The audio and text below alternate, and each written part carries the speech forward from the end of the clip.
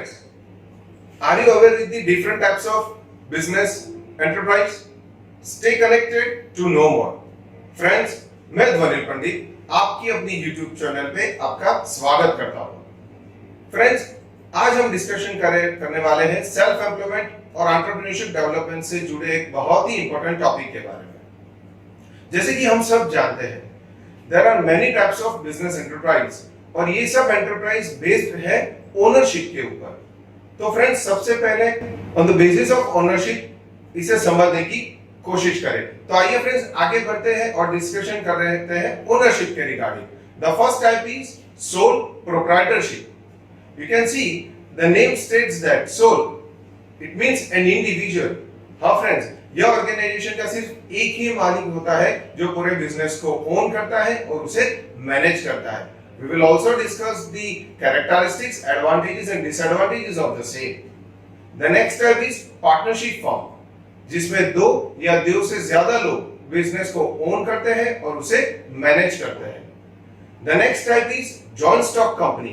Friends, this is one of the refined structure of business enterprise, and we will discuss it later on the joint stock company. And the last type of enterprise is cooperative society, जिसे हम सहकारी मंडली के नाम से भी जानते हैं। We will also discuss the characteristics, advantages and disadvantages of cooperative society. तो फ्रेंड्स, आइए शुरू करते हैं टाइप्स ऑफ एंटरप्राइज के बारे में। और सबसे पहली टाइप है sole proprietorship. As you can see, this is one of the oldest and the simplest structure of business enterprise. हाँ फ्रेंड्स, सबसे पुरानी और सबसे सिंपल स्ट्रक्चर है एक एंटरप्राइज के लिए।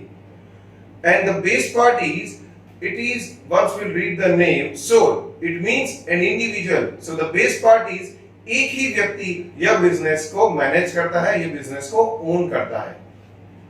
जबकि बाकी सब एंटरप्राइज में एक से ज्यादा व्यक्ति इसे मैनेज करते हैं या उसके मालिक होते हैं, तो यहाँ पे सिर्फ एक ही व्यक्ति बिजनेस का ओनर होता है और बिजनेस को मैनेज कर सकता है।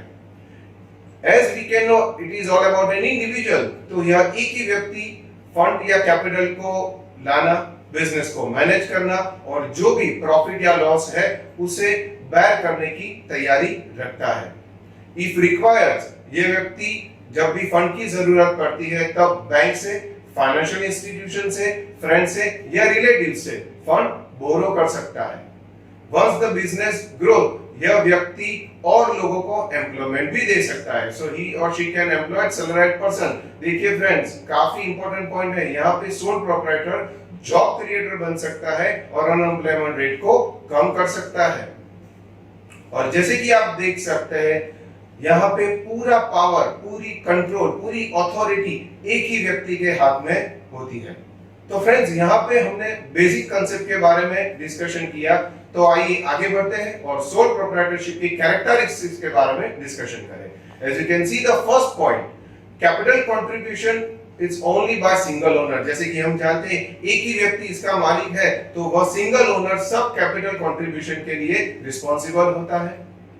जैसे कि एक ही व्यक्ति बिजनेस चला रहा है, तो वो बिजनेस को मैनेज करना और उसका कंट्रोल करने की रिस्पॉन्सिबिलिटी भी एक ही बंदे के ऊपर, एक ही व्यक्ति के ऊपर रहती है। This is the next point, very important, unlimited liabilities. Friends, थोड़ा डिस्कशन करें इसके बारे में। जैसे कि आप समझ सकते हैं, जहां भी कंट्रीब्यूशन ऑफ फंड, इन्वेस्टमेंट की कमी महसूस होती है, इनसफिशिएंट फंड होता है, तो इन दैट केस प्रोप्राइटर की प्राइवेट प्रॉपर्टी रिस्क पे होती है। Friends, the private property of proprietor is at stake. तो यहाँ पे बिजनेस में अनलिमिटेड लायबिलिटीज रहती है। यह बहुत ही इंपॉर्टेंट पॉइंट है in the case of sole proprietorship. The next is, जो भी कुछ रिजल्ट रहता है in the case of profit और in the case of loss, तो उसे बेयर करने की रिस्पॉन्सिबिलिटी सिंगल ओनर की होती है। तो प्रॉफिट हुआ तो उसे एंजॉय करना है, लॉस हुआ तो उसे बेयर करना है, और वो सिर्फ सिंगल ओनर को ही करना है, एक ही मालिक को करना है। The best part is quick decision. एक ही व्यक्ति के पास पूरा कंट्रोल है, तो डिसीजन मेकिंग एबिलिटी क्विक होती है और प्रॉम्प्ट एक्शन की मोड में जा सकते हैं। एक रिलेशनशिप बॉन्डिंग, पर्सनल कांटेक्ट भी यहाँ पे डेवलप कर सकते हैं, तो वो भी एक बहुत अच्छी कैरेक्टरिस्टिक्स है। एंड द लास्ट इज, यहाँ पे जहाँ less capital amount of investment, थोड़ा कंट्रीब्यूशन करके बिजनेस करने की जरूरत है, वहां पे सोल प्रोप्राइटरशिप एक बेहतरीन सॉल्यूशन है। तो फ्रेंड्स, हमने यहाँ डिस्कशन किया कैरेक्टरिस्टिक्स के बारे में। आइए आगे बढ़े और बात करें advantages of sole proprietorship. You can see the first one, simple formation and easy dissolve. हाँ फ्रेंड्स, सोल प्रोप्राइटरशिप बहुत ही इजीली फॉर्म भी हो सकता है और जब उसे हमें टर्मिनेट करना है तो बहुत इजीली हम इसे डिसॉल्व भी कर सकते हैं। जैसे कि आप देख रहे हैं, quick decision and prompt action. एक ही व्यक्ति पूरे बिजनेस को मैनेज और कंट्रोल कर रहा है, एक ही व्यक्ति बिजनेस का मालिक है, तो वो क्विकली डिसीजन भी ले सकता है, उसे प्रॉम्प्ट एक्शन के मोड में, एग्जीक्यूशन के मोड में भी ला सकता है। The next point is business secrecy maintain. Of course as we can understand, एक ही व्यक्ति मालिक है तो बिजनेस की सीक्रेसी कांस्टेंट मेंटेन रह सकती है। सिंगल क्लेमेंट, यस, एक ही व्यक्ति बिजनेस में रिटर्न को क्लेम करता है, प्रॉफिट हुआ तो भी सिंगल ओनर का, लॉस हुआ तो भी उसे ही बेयर करना है। The next is personal contact can be developed. Employees के साथ पर्सनल कॉन्टैक्ट डेवलप हो सकते हैं, जिससे एम्प्लॉय एम्प्लॉय रिलेशनशिप और मैनेजमेंट का बॉन्डिंग रिलेशनशिप बहुत ही बेहतर हो सकता है, बहुत ही अच्छा हो सकता है। The next is careful management is required. जैसे कि हम जानते हैं reward is always based on efforts, तो efforts is directly proportionate to reward. तो जितना केयरफुल मैनेजमेंट है, जितना अच्छा एफर्ट है, उतना अच्छा रिवॉर्ड मिलता है और उतना ही अच्छा प्रॉफिट मिल सकता है। तो यह बहुत इंपॉर्टेंट है कि सोल प्रोप्राइटरशिप में केयरफुल मैनेजमेंट हम यहाँ पे कर सकते हैं, पूरा कंट्रोल सही से यहाँ पे कर सकते हैं।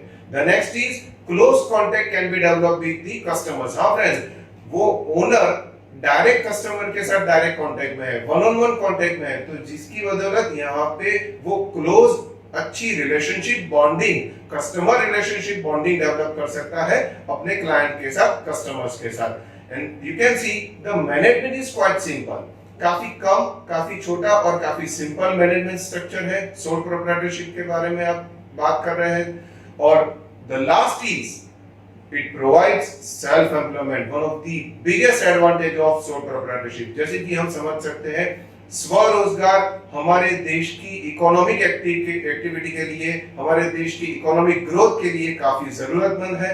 तो यहाँ पे सोल प्रोप्राइटरशिप सेल्फ एम्प्लॉयमेंट के लिए बहुत ही इंपॉर्टेंट है और वो इकोनॉमिक ग्रोथ में काफी बेनिफिट हो सकता है।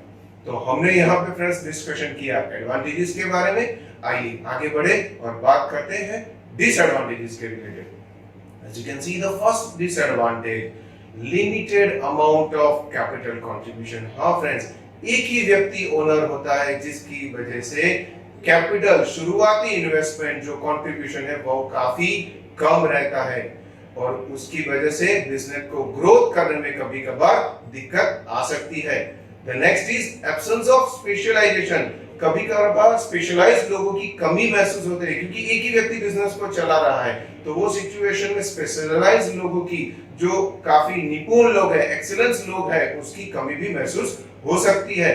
The next is unlimited liability। जैसे मैंने आगे डिस्कशन किया, प्राइवेट प्रॉपर्टी जो है मालिक की, ओनर की, वो रिस्क पे रहती है, तो अनलिमिटेड लायबिलिटी वो सबसे बड़ा डिसएडवांटेज है in the case of sole proprietorship. The next point you can see, it's immature decision and hasty decisions। हाँ फ्रेंड्स, एक ही व्यक्ति जब डिसीजन लेता है तो कभी कभार ऐसा हो सकता है कि वो व्यक्ति इमेच्योर या हैस्टी डिसीजंस ले और प्रॉपर डिसीजन कभी ना भी ले पाए, तो वो एक उसका डिसएडवांटेज है। The next is entire loss bearing only by one person। एक ही व्यक्ति को पूरे लॉस को बेयर करना है, यहाँ पे कोई पार्टनर नहीं है कि जो प्रॉफिट या लॉस में शेयरिंग करेगा, तो जो भी कुछ लॉस हुआ वो एक ही व्यक्ति को पूरा बेयर करना है, वो नुकसान वो एक ही व्यक्ति को बेयर करना पड़ेगा। And the next, limited extension of time. Business का time span, total life span काफी लिमिटेड होता है। क्यों? क्योंकि एक ही व्यक्ति उसको ओन करता है, तो बाकी एंटरप्राइज की कंपैरिजन में sole proprietorship limited life span existence में हमने देखा है और देखने को मिलता है। And the last disadvantage is, जब भी सिंगल ओनर कंपनी में ओनर की एब्सेंट होती है, ओनर अवेलेबल नहीं होता, तो वो सिचुएशन में इंडस्ट्री में या एंटरप्राइज में केओस क्रिएट हो जाता है, क्योंकि यह एक ही व्यक्ति पूरे बिजनेस को मैनेज कर रहा है और उसको कंट्रोल कर रहा है। तो in that situation, in the case of absence of the owner, it create chaos in the enterprise. तो फ्रेंड्स, हमने यहाँ पे डिस्कशन किया डिसएडवांटेजेस के बारे में। तो आइए फ्रेंड्स, सोल प्रोप्राइटरशिप के पॉइंट को समराइज करें। And the first point on your screen, as you can see, it is one of the oldest company and of course simplest too. हाँ फ्रेंड्स, सबसे पुराना एक ऑर्गेनाइजेशन एंटरप्राइज स्ट्रक्चर है और आज की जायंट कॉर्पोरेट फर्म्स के बीच, उनके कंपटीशन के बीच भी यह सोल प्रोप्राइटरशिप देश की जरूरत है और उसका एग्जिस्टेंस हमें आज भी पूरे वर्ल्ड में और हमारे डेवलपिंग कंट्रीज में देखने को मिल सकता है। तो जैसे कि आप देख सकते हैं, it is all about commercial need of society, ये समाज की जरूरत है friends, and that is why I can say that it is all about indispensable form of organization, it is one of the most important form of enterprise. तो friends, हमने यहाँ पे आज डिस्कशन किया सोल प्रोप्राइटरशिप के characteristics, advantages और disadvantages के बारे में, और आप अपने स्क्रीन पे आप देख सकते हैं there are questions related to sole proprietorship. To attempt the question, you can check out the link given in the descriptions and you can give answer in the link. The questions are already mentioned in the link. तो friends, मिलते हैं बहुत जल्द अगले एक और video के साथ। तब तक के लिए keep learning and thank you very much.